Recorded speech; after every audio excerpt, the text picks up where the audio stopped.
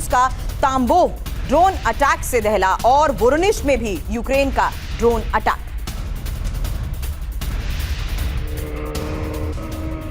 इससे पहले हमने देखा कि किस तरीके से यूक्रेन ने तुला को टारगेट किया। एक और ऐसा फर्टिलाइजर प्लांट जिसको टारगेट करते हुए यूक्रेन ने रूस पर हमले को अंजाम दिया। अभी अभी हमने आपको तस्वीर दिखाई चेबोस्करी पर हुए ड्रोन अटैक की, लेकिन इस बीच अलग अलग जगहों से आ रही तस्वीर जहां रूस का तांबोव भी दहला है और यूक्रेन के रिवने में अब रूस ने कैसे विनाशक हमले को अंजाम दिया उसकी अगली बड़ी खबर, क्योंकि धमाकों की गूंज से यूक्रेन का रिवने भी दहल गया है। एक और ऐसा इलाका जहां से ये तस्वीरें सामने आई और ये रूस का वो विनाशक हमला है जहां यूक्रेन के रिवने पर हमलों को अंजाम दिया गया।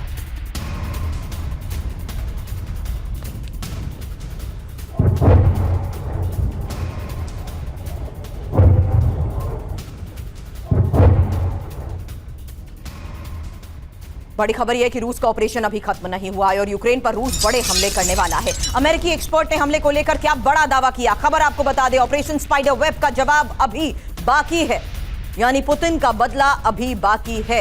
यह बदला कैसे लिया जाएगा, बड़ा सवाल, क्योंकि फिलहाल इस वक्त ये बड़ी खबर बता रहे हैं ऑपरेशन स्पाइडर वेब के जवाब को लेकर, जहां अमेरिकी एक्सपर्ट ने हमले को लेकर एक बहुत बड़ा दावा किया है। दावा यह कि रूस के विध्वंसक हमले अभी खत्म नहीं हुए, रूस की तरफ से अभी और हमले होंगे और यूक्रेन पर बहुत बड़े पैमाने पर अटैक होंगे। हालांकि समय तय नहीं, लेकिन जब होगा तो बहुत बड़ा हमला होगा, मिसाइल और ड्रोन से भीषण हमले। क्योंकि अब जिस तरीके से यह बड़ा दावा किया गया है, सवाल यह है कि कहां कहां पर यह हमले होंगे।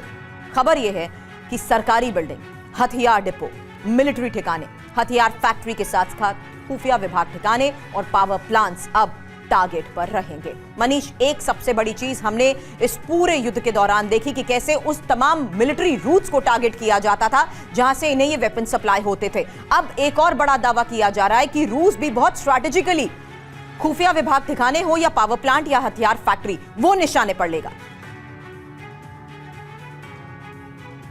बिल्कुल, देखिए, ऑपरेशन स्पाइडर वेव के रूप में जब यूक्रेन ने रूस के 5 एयरफील्ड को टारगेट किया था और उसके बाद फिर क्रीमिया ब्रिज को उड़ाने की कोशिश की थी, तो ये कम्प्लीटली यूक्रेन का एक इंटेलिजेंस ऑपरेशन था जो यूक्रेन की जो इंटेलिजेंस एजेंसी है SBU उसने संचालित किया था। तो एक नया ट्रेंड जो देखने में मिल रहा है 3 साल के बाद, वो ये कि अब रूस की तरफ से केवल यूक्रेन के मिलिट्री एसेट्स को नहीं टारगेट किया जा रहा है, बल्कि जहां जहां पर यूक्रेन की इंटेलिजेंस एजेंसी के ऑफिसेस हैं या उनके ठिकाने हैं उनको भी टारगेट किया जा रहा है, क्योंकि उन्हें लग रहा है कि सेना के साथ साथ इंटेलिजेंस डिपार्टमेंट को भी यहां पर डिस्ट्रॉय करना होगा, वीक करना होगा, तभी जाकर ये हमले रुकेंगे। अभी जो फिलहाल आप देखें, रूस की तरफ से जो जवाबी कार्रवाई की जा रही है, जिसका कि पुतिन ने साफ तौर पर कहा था कि गंभीर जवाब देंगे और जिसके तहत किया भी जा रहा है, उसके तहत अब चुन चुन कर यूक्रेन के अलग अलग सिटी में जो उनके इंटेलिजेंस डिपार्टमेंट के जो ऑफिसेस हैं या ठिकाने हैं जहां पर कि ड्रोन को रखा गया है या जहां पर उनके ऑफिसर्स बैठकर स्ट्रेटेजी बनाते हैं कि किस तरीके से हम इंटेलिजेंस ऑपरेशन रूस के खिलाफ कर सके, उन सबको टारगेट किया जा रहा है, उन सबको अटैक किया जा रहा है। मतलब कल के दिन में मुझे आश्चर्यजनक नहीं होगा अगर यूक्रेनियन इंटेलिजेंस चीफ तक को भी अगर टारगेट किया जाए, तो मुझे बहुत आश्चर्य नहीं होगा। लेकिन रूस इस तरीके से लगातार चेतावनी देता आ रहा है, ऐसे में कई दिनों से हम बड़ा सवाल कर रहे हैं जर्मनी और ब्रिटेन को लेकर भी।